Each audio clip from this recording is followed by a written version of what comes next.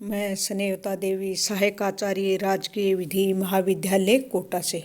और आप सभी का राजकीय विधि महाविद्यालय कोटा के यूट्यूब चैनल में हार्दिक स्वागत एवं अभिनंदन। और मैं आशा करती हूँ कि आप अपने घर पर स्वस्थ होंगे, सुरक्षित होंगे। और इन्हीं शुभकामनाओं के साथ शुरू करते हैं आज पर्यावरण विधि में आज का टॉपिक। पिछले टॉपिक में अपन ने सेक्शन 25, 26, 27 में देखा था क्या क्या है, कैसे नमूने लिए जाते हैं, कहाँ भेजे जाते हैं, कितने दिनों के अंदर भेजे जाते हैं, क्या रिपोर्ट पेश करनी पड़ती है। आज अपन सेक्शन पढ़ेंगे 28 से 30। और ये भी आपको पता ही है, अपन पढ़ रहे हैं पर्यावरण विधि के अंतर्गत वायु प्रदूषण एवं निवारण नियंत्रण अधिनियम 1981। क्योंकि पर्यावरण विधि के अंतर्गत कई बेर एक्ट इंक्लूड किए गए हैं, उनमें वैसे ज़्यादा डिफरेंस तो नहीं है, लगभग वही चीज़ है। वहाँ भी केंद्रीय बोर्ड है, राज्य सरकार है, केंद्रीय सरकार है, उनको सबको अलग अलग पावर दिए गए हैं, सबके अलग अलग कार्य हैं, लेकिन थोड़ा सा डिफरेंस भी है। तो आज पढ़ते हैं अपन सेक्शन 28।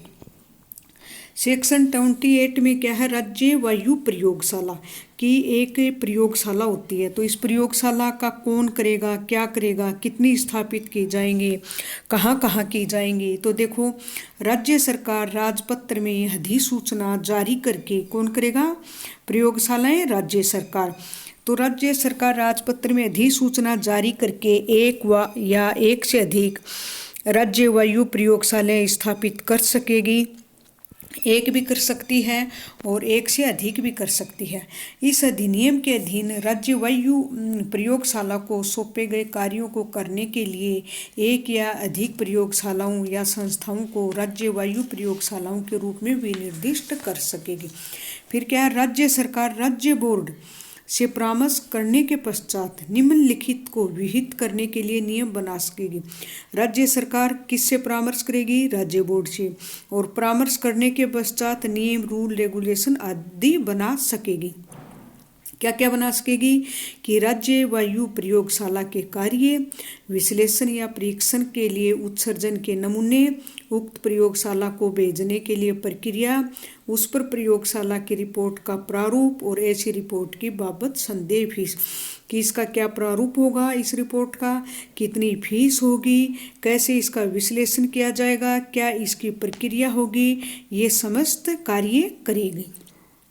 कौन करेगा, राज्य सरकार। और किससे परामर्श करके, राज्य बोर्ड से परामर्श करने के पश्चात। ठीक है। फिर क्या है, विश्लेषण या परीक्षण के लिए उत्सर्जन के नमूने उक्त प्रयोगशाला को भेजने के लिए जो प्रक्रिया वो अपनाएगी। फिर क्या, ऐसे अन्य विषय, मतलब इससे संबंधित अन्य कोई विषय जो उस प्रयोगशाला को अपना कार्य करने के लिए समर्थ बनाने की दृष्टि से आवश्यक या समीचीन, मतलब ऐसे अन्य कोई भी कार्य कि उस प्रयोगशाला के लिए आवश्यक हैं, अनिवार्य हैं, जो कि ये जो इससे संबंधित कार्य को संपादित करने के लिए वो समस्त कार्य भी इसके अंतर्गत आएंगे। ये क्या है, सेक्शन 28। इसमें क्या है, राज्य सरकार को यह शक्ति दी गई है कि वह अधिसूचना लाकर राज्य वायु प्रयोगशालाएं स्थापित कर उनके कार्य, नमूने के विश्लेषण या परीक्षण व उसकी रिपोर्ट देने की प्रक्रिया व प्रारूप के लिए नियम बना सके। 28 के अंतर्गत कि राज्य सरकार को यह शक्ति दी गई है कि वह अधिसूचना लाकर राज्य वायु प्रयोगशालाएं स्थापित करके उनके कार्यों, नमूने के विश्लेषण या जो भी परीक्षण है या उसकी रिपोर्ट देने की प्रक्रिया व प्रारूप के लिए नियम बना सके। ठीक है। अब इसके बाद है सेक्शन 29, धारा 29। इसमें क्या है, विश्लेषक कि विश्लेषक क्या है, कौन है, कैसे इसका वो किया जाएगा, ये समस्त इसके अंतर्गत हैं। तो चलो देखते हैं क्या है इसके अंतर्गत। राज्य सरकार राजपत्र में अधिसूचना द्वारा ऐसे व्यक्तियों को जिन्हें वह ठीक समझे और विहित अर्हताएं रखते हैं जो 28 की उपधारा 1 के अधीन स्थापित या विनिर्दिष्ट किसी प्रयोगशाला को विश्लेषण के लिए भेजे गए उत्सर्जन के नमूनों के विश्लेषण के लिए प्रयोजन के लिए सरकारी विश्लेषक नियुक्त कर सकेगी। सरकारी विश्लेषक नियुक्त कौन करेगी? राज्य सरकार। कैसे? शासकीय राजपत्र में अधिसूचना जारी करके ऐसे व्यक्तियों को जो कि ठीक समझे और उससे संबंधित समस्त योग्यताएं रखते हो, जो कि मतलब इस कार्य को सही ढंग से सुव्यवस्थित ढंग से कर सकते हों, और जो कि वायु है उत्सर्जन के नमूने विश्लेषण के प्रयोजन के लिए सरकारी विश्लेषक नियुक्त कर सकेगी। फिर क्या? सेक्शन 14, धारा 14 के उपबंधु पर प्रतिकूल प्रभाव डाले बिना राज्य बोर्ड राजपत्र में अधिसूचना द्वारा और राज्य सरकार के अनुमोदन से ऐसे व्यक्तियों को जिन्हें वह ठीक समझे, जिनके पास बोर्ड विश्लेषक होने के लिए विहित योग्यताएं हों, मतलब उसके अंतर्गत योग्यताएं हों, तो धारा 17 के अधीन स्थापित मान्यता प्राप्त किसी प्रयोगशाला का विश्लेषण के लिए भेजे गए उत्सर्जन के नमूनों के विश्लेषण के उद्देश्य के लिए नियुक्त कर सकेगा। कौन करेगा? धारा 14 है जो भी है उस पर कोई प्रतिकूल प्रभाव डाले बिना राज्य बोर्ड राज्य सरकार के अनुमोदन से राजपत्र में अधिसूचना से ऐसे व्यक्तियों को जो कि इसकी योग्यताएं रखते हों और क्वालिफिकेशन हो, उसको स्थापित या मान्यता प्राप्त किसी प्रयोगशाला का विश्लेषण के लिए भेजे गए जो भी वायु उत्सर्जन के नमूने हैं विश्लेषण के उद्देश्य से सरकारी विश्लेषक नियुक्त कर सकेगी। इस सेक्शन के अंतर्गत क्या है कि राज्य सरकार को वायु प्रयोगशालाएं तथा राज्य वायु प्रयोगशालाओं के लिए विश्लेषक नियुक्त करने की शक्ति प्राप्त है। ऐसे विश्लेषकों की योग्यताएं भी निर्धारित की जाएंगी। आगे है धारा 30 में विश्लेषकों की रिपोर्ट। मतलब ये जो विश्लेषक हैं जो इसका नमूना है उत्सर्जन है इनका विश्लेषण करेंगे, तो कोई दस्तावेज जिसका सरकारी विश्लेषक अथवा राज्य बोर्ड विश्लेषक द्वारा हस्ताक्षरित रिपोर्ट होना इस अधिनियम के अधीन किसी कार्यवाही में उसमें कथित तथ्यों के साक्ष्य के रूप में उपयोग ली जा सकेगी।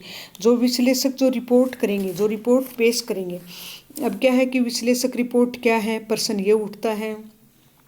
तो विश्लेषक रिपोर्ट एक ऐसा दस्तावेज है जो सरकारी विश्लेषक या राज्य बोर्ड विश्लेषक द्वारा अधिनियम के अधीन विहित प्रारूप में और उसके हस्ताक्षर द्वारा तैयार की गई है। फिर विश्लेषक रिपोर्ट का विधिक महत्व है कि ये जो विश्लेषक रिपोर्ट है इसका क्या विधिक महत्व है। तो इस अधिनियम के अधीन किसी भी विधिक कार्रवाई में इस रिपोर्ट में कथित तथ्यों को साक्ष्य के रूप में उपयोग किया जा सकेगा। इस प्रकार यह रिपोर्ट विधिक कार्यवाहियों के साक्ष्य के रूप में ग्राह्य है।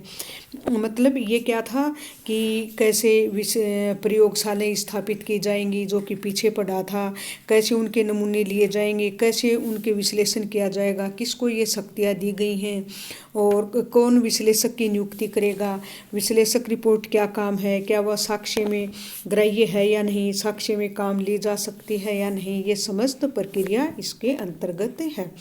ये आपके सेमेस्टर में भी कभी कभी ये शॉर्ट नोट पूछा जाता है और मैं आशा करती हूँ कि आपके यह टॉपिक समझ में आया होगा। और नेक्स्ट टॉपिक में अपन पढ़ेंगे अपील कि कहाँ अपील होगी, राज्य बोर्ड में या केंद्रीय बोर्ड में, या एक NGT नेशनल ग्रीन ट्रिब्यूनल भी है जो कि गठित किया गया 2010 में। ये समस्त बातें अपन अगले टॉपिक में पढ़ेंगे। इन्हीं शुभकामनाओं के साथ आप सभी को धन्यवाद।